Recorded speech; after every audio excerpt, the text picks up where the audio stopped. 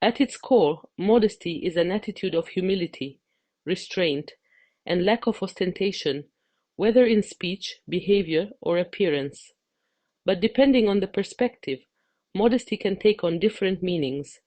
In some traditions, it is a moral virtue, protecting us from arrogance and encouraging self-awareness.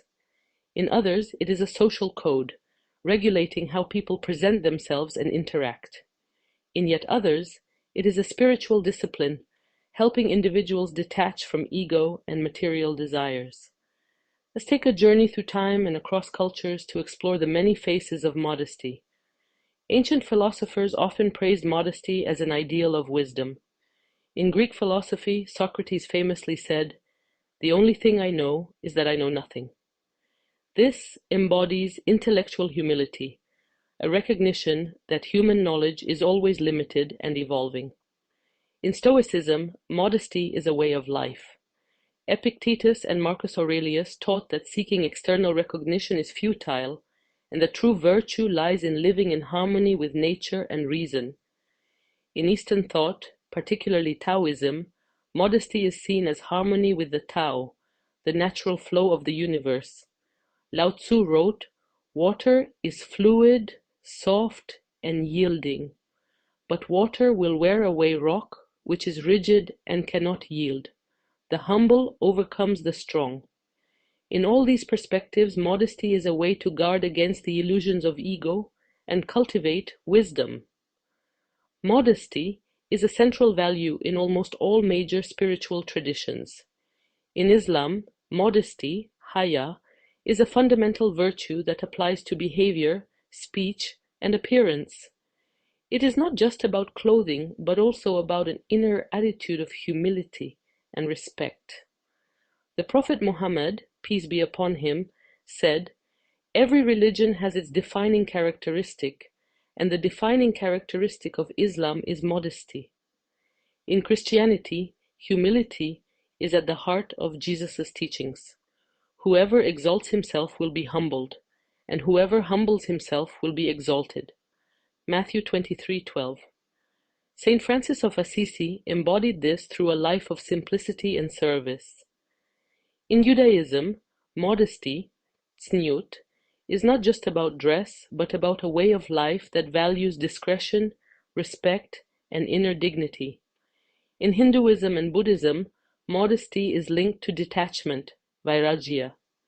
The Buddha taught that ego and pride are sources of suffering, and that humility is key to inner peace and enlightenment.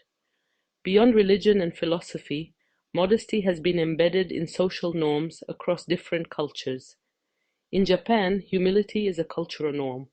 The philosophy of Shikata Ganai, "it can't be helped," encourages acceptance of life's flow with modesty and dignity. In martial arts, respect and restraint are as important as skill. In Bedouin and nomadic cultures, modesty is a sign of honor. Boasting is frowned upon, and true greatness is demonstrated through actions rather than words.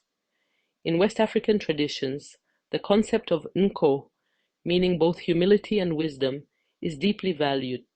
Speaking modestly and letting one's actions speak louder than words is considered the mark of a respectable person. In these diverse cultures, modesty is often associated with dignity, self-respect, and harmony with others. In today's world of self-promotion and constant exposure on social media, modesty may seem outdated. Society rewards those who know how to showcase themselves, display their successes, and build a strong personal brand. But does that mean we should abandon this virtue? Modesty does not mean self-erasure or lack of ambition. It simply reminds us that we are not the center of the universe, that there is always more to learn, and that true worth is found in the impact we have on others rather than in appearances. To be modest is to recognize one's strengths without arrogance and one's limitations without shame. It is a way to move forward with wisdom, understanding that life is a continuous learning process. So how can we cultivate modesty in a world that constantly pushes us to stand out? Perhaps by finding balance, expressing our talents while remaining aware that we are part of something greater than ourselves. True modesty is not a weakness.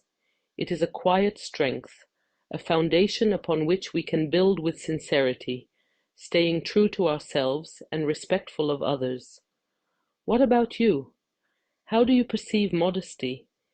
Is it an essential virtue or a limitation in today's society? Thank you for listening to The Low Voice. I'll see you soon for another episode. Until then, stay humble but ambitious. See you next time.